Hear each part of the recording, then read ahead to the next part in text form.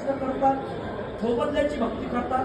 गंमत काय झाली, एक पोरगं पहाटे 5ला झोपतो. 5ला झोपेतून उठल्यानंतर आंघोळ केली, आंघोळ केल्यानंतर कपडे परिधान केले, आईच्या पाया पडला, बापाच्या पाया पडला. बापाच्या पाया पडत असताना पोरगं बापाला सांगतोय, बाप्पा 20 रुपये द्या, 20 रुपये. बाप म्हणे कशाला रे, द्या, चौकशा करू नका.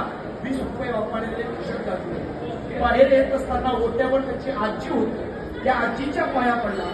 आजी पाया पडता पडता त्या नातवाला सांगते, म्हणे भाऊ तू लहान होता, 1 वर्षाचा होता, तुला नुकताच चालायला येत होतं, तेव्हा तुझ्या आईवडिलांनी तो बळजबरीने पाया माझा पडून घेतलेला, त्यानंतर तू आताच पाया पडायला लागला.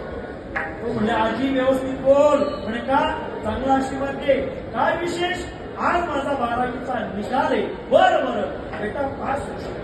हा धावतच दुकानावर गेला, 18 रुपयाचा नारळ घेतला, 2 रुपयाच्या चॉकलेटी खिशात घातल्या, मारुतीरायाच्या मंदिरावर गेला आणि मारुतीरायाच्या मंदिरावर नारळ सोलत असताना मारुतीरायाला सांगू लागला, बघा मारुतीराया, मराठी मी पाहून घेईन, गणितही मी पाहून घेईन, नागरिकशास्त्र, समाजशास्त्र सगळे विषय मी हाताळून घेईन, तुम्ही तेवढं इंग्रजीचं पाहून घ्या.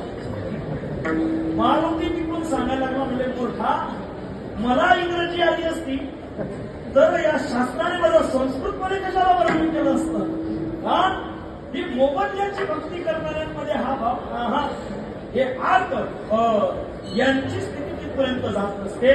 मला भाव सांगायचा आहे, एका शेठजी बालाजीला